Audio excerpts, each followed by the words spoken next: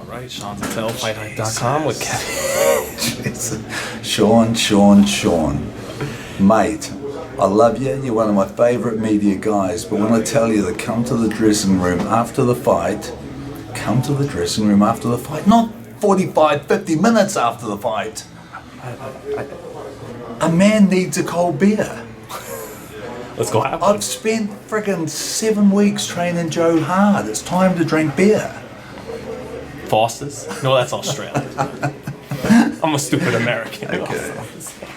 But Kevin, it's 3 straight knockouts for Joe. Mm-hmm. How'd you feel about tonight? You know, I think it was important for us to get the knockout tonight, and we wanted to make a bit of a statement. You know, there was the frustrations of not fighting for 8 months. Mm-hmm. Joe knew that he was expected to win the fight, but he didn't just want to win the fight. You know, he wanted to knock this guy out. We knew that Sean Dale Winters was coming off back-to-back very good wins. He had Lou DiBella as his promoter now because he had knocked out 2 of Lou's guys. In fact, their whole team were very confident coming into this fight.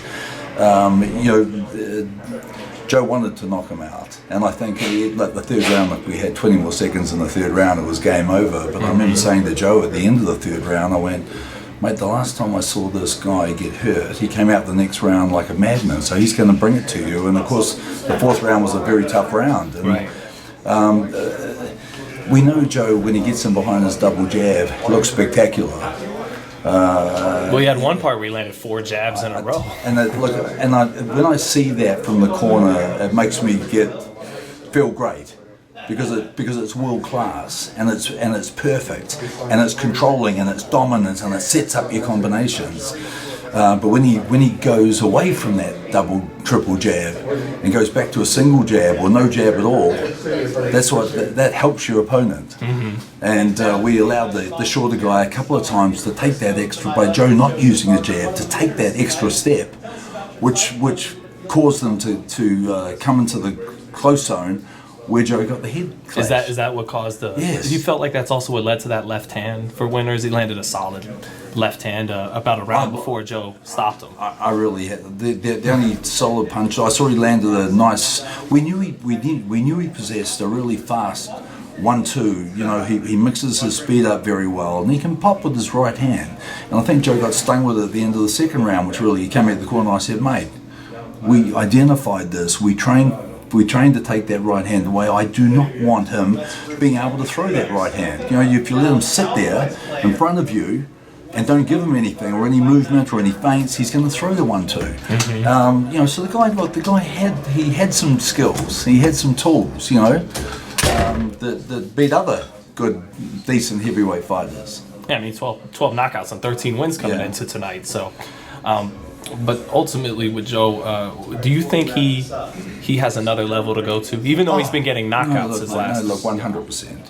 And I think, when we get back in the ring in hopefully June, off a smaller break, I think we'll see a big improvement. We had a lot of inactivity last year. 2 fights in 19 months. This one, he hasn't fought for 8 months. A lot of frustration, a lot of expectations to deliver that knockout. Joe doesn't want to be going the distance. He doesn't want to be going 10 rounds, 12 rounds. He knows that people want to see heavyweights knock guys out. Mm-hmm. And he delivered an explosive knockout tonight, and that's we were looking for that. It was the right hand again. It's been the right hand, almost the same punch the last few times. Well, we've been trying to let that right hand go. Mm-hmm. It's something that we're working on hard in the training camp, and it's been doing a lot of damage to my right shoulder as well. It looks more like an overhand shot than it does. Yeah, he throws the straight one, but he also throws the overhand. And the fact I said to him in the corner, there were a couple of times in the 2nd round where he was firing a straight right, and Winters was dipping under it, and I said, Joe, we've got to turn it over. We've got to roll that right hand down, follow him down when he drops. And also, lastly, Kevin, do you think whoever wins Chisora and Usyk, do you think that's next in line for Joe? No, I think we just have to be ready to fight anyone. I don't know if that's the fight, but one thing I do know is in the heavyweight division, things happen very, very fast, and you have to stay in shape, and you have to be prepared to step up when the opportunity presents itself. Look what happened to Andy Ruiz in Madison Square Garden last year. Who would have ever thought he'd have had that opportunity? So you've got to keep beating guys. You've got to keep yourself in shape, and you've got to be prepared to take the opportunity and make the most of it when it happens. Do you prefer either fight for Joe? Would you rather see? Because obviously he's number 2 in the WBO. Whoever wins, Chisora, Usyk will be the other guy. Do you prefer either guy? Would you?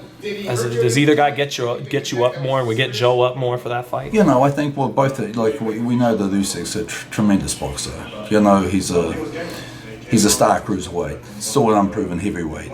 Chisora, tough old guy. He's got a big following. There's a bit of history between him and Joe. We would love that fight. That fight really excites me.